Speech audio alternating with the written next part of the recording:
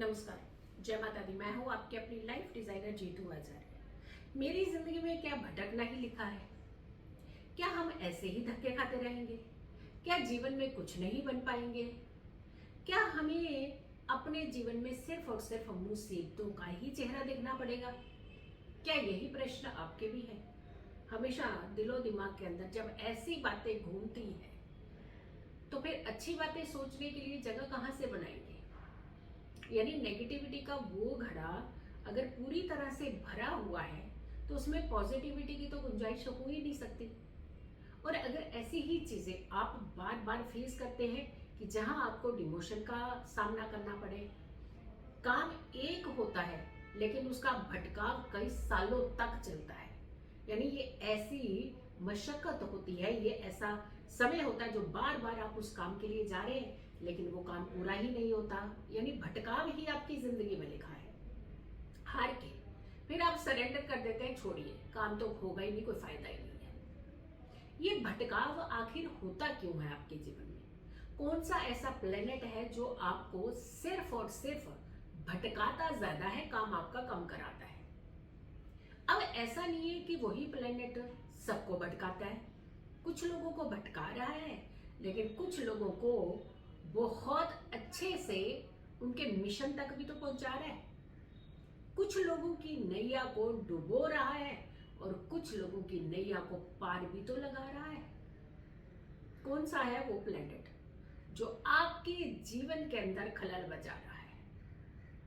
चलिए अब जनरली एक बात करते हैं। एक ऐसा प्लेनेट जो भटकाव भी दे सकता है और जो आपको आपके मिशन तक भी पहुंचा सकता है, जो आपको गुमराह भी कर सकता है और वो आपको सही राह पर भी ले आ सकता है, बहुत ज्यादा उथल पुथल भी मचा सकता है लेकिन आपके जीवन की उथल पुथल को कम भी कर सकता है। तो चलिए सबसे पहले हम उस प्लेनेट की तरफ चलते हैं जो भटकाव जल्दी आपके जीवन में लेकर के आ रहा है। और ये क्वेश्चन क्रॉस कर दीजिए आज के बाद से कि क्या मेरी जिंदगी में सिर्फ भटकना ही लिखा है।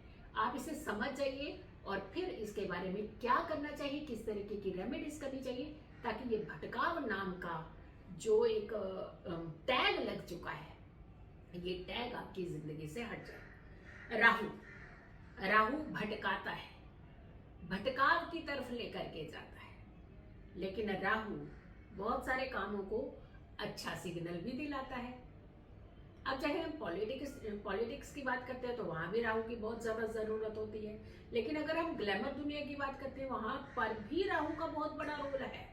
यानी अगर आप इंडस्ट्री के अंदर हैं, फिल्म इंडस्ट्री, टीवी इंडस्ट्री में है, तो वहां पर भी राहु का बहुत बड़ा काम है। लेकिन ऐसा तो नहीं है ना हर किसी को भटका ही रहा है, बहुत सारे लोगों को अच्छा काम भी दिखा रहा है। हर काम में रुकावट ना हो, भटकना आपकी जिंदगी में ना हो, और साथ के साथ आपके जीवन में कुछ अच्छे मौके भी आपको मिल जाए। ऐसा नहीं है मौका आए और यहाँ से खिसक करके निकल जाए, आपके दरवाजे का बस बेल नॉक किया और निकल लिया। ये राहु ने घुमाया है सारा चक्कर, तो राहु को ही सबसे पहले सीधे लाइन पर लगाने की बहुत जरूरत है। क्या करना चाहिए कि आपकी किस्मत में भटकना कम लिखा हो, काम ज्यादा हो, अच्छा हो, फ्रूटफुल हो और साथ के साथ आप अपनी जिंदगी में जो पाना चाहते हैं, जो अचीव करना चाहते हैं, उसे आप आसानी से अचीव कर पाए। अब राहु नहीं भटकाएगा जब राहु को कर लेंगे आप अपने कब्जे में। अब कैसे करेंगे आप अपने कब्जे में, चलिए हम आपको बताते हैं। राहु क्या करता है, किस तरीके की एक्टिविटीज करता है। ईस्ट जाना है तो वेस्ट की तरफ कहता है चलो वहां बहुत अच्छी चीजें हैं, यानी गुमराह कर करके वहां तक ले जाता है। तो ये गुमराह नहीं होना है, पहले तो अपने आप को, अपने खुद को सॉलिड करने की कोशिश करनी है कि मुझे किसी की बातों में नहीं आना है। ट्राई करनी है कि अपने काम बहुत ही अच्छे नाइसली करने का प्रयास करना है। अब इन चीजों को क्या करना चाहिए, कैसे ये राहु जो है जो आपसे थोड़ा सा डिटैच हो जाए। डिटैच नहीं करिएगा उसे, इनफैक्ट आप उसे ऐसे करिएगा कि वो नेगेटिव प्रभाव आपके ऊपर ना डाले, इनफैक्ट आपके ऊपर कुछ पॉजिटिव प्रभाव डाल करके भटकना कम, काम ज्यादा अच्छा करवा सके। चलिए पहला काम कि सबसे पहले आपने जब भी आप अपने घर के अंदर आते हैं ऑफिस से, अगर आप ज्यादा भटक रहे हैं, देखो जो नहीं हो रहा है, जिनको नहीं प्रॉब्लम है, उनको नहीं ये उपाय करने की जरूरत है, लेकिन जिनकी जिंदगी में सिर्फ भटकाव ही भटकाव है, परेशानी परेशानी है, हर दिन बहुत ज्यादा आप एक तनाव में जीते हैं, तो ऐसे लोग ये उपाय कीजिएगा। जब भी आप अपने घर आए, ऑफिस से घर आए, तो पहले अपने फुटवेयर जो शूज है, जूते हैं, उसे घर के बाहर उतारिएगा। सीधा आप वही जूते लेकर के घर के अंदर नहीं आ जाइएगा। करिएगा कुछ समय, ऐसा नहीं है कि जूते बाहर से कोई उठा करके ले जाए, जूते ही चोरी हो जाए, ये मत करिएगा, बट कुछ समय के लिए हार्डली 10 मिनट 15 मिनट तक वो जूते वहीं रखिएगा। आपका घर है तो बहुत मुझे नहीं लगता कि आपके घर के आगे से कोई जूते चोरी करके ले जाएगा, लेकिन कोई पता नहीं होता कि जूते चोरी करने वाले भी तो बहुत कम नहीं होते हैं ना। तो ये शादी वाला हिसाब नहीं है कि शादी में सालियों ने जूते चोरा लिए। ये दूसरा सिस्टम है कि जूते अगर चोरी हो गए तो भी आप ये सोचिएगा ग्रह टल गया आपका। बट हाँ, हम ये कहेंगे कि पता चले रोज रोज जूते चोरी हो गए तो आप हर दिन एक नए जूते भी खरीदने पड़ रहे हैं आपको। तो हम ये कह रहे हैं कि थोड़े समय के लिए आपने ये जूते बाहर रखने, इससे सीधा वो एनर्जी जो घूम घूम कर भटक भटक कर करे आप आ रहे हैं, वो एनर्जी सीधा आपके घर के अंदर प्रवेश ना कर जाए। उसे ब्रेक कीजिएगा, उस एनर्जी को ब्रेक करने की कोशिश कीजिएगा। पहला उपाय तो आपने यही करना। उसके बाद आपने जैसे ही हम लोग आते हैं तो अब आपने शूज तो खोल दिए, लेकिन सॉक्स पहनी हुई है, सॉक्स भी रिमूव कर दीजिएगा, या फिर सॉक्स अंदर जा करके अगर आप रिमूव करते हैं तो उसे साइड पे रख करके पैर धो लीजिए। तो एक उपाय तो हो गया। अब अगला उपाय हम क्या करें? अच्छा, आप बताइए कि कितने लोग ऐसे हैं जो सीधा जब सोने जाते हैं कभी भी पैर नहीं धोते हैं। आपको मालूम है कि पैर नहीं धो करके सोना ये आपको बहुत बड़ी प्रॉब्लम में भी डालता है, आपका चंद्रमा भी खराब करता है, और साथ के साथ आपको नींद अच्छी नहीं आने देता। और चलिए नींद भी चलो कैसे तैसे करके आपको आ जाए, कि कुछ लोग मेडिसिन खा के सो जाते हैं, कुछ लोग मतलब अपने आप को बहुत पुश करके सोने का प्रयास करते हैं, लेकिन तनाव मुक्त रहना तो ये हर किसी के लिए बहुत जरूरी है, क्योंकि रेस्टलेस रहेंगे पूरी रात, सुबह जब उठेंगे तो पूरा दिन भी तो रेस्टलेस ही रहेंगे।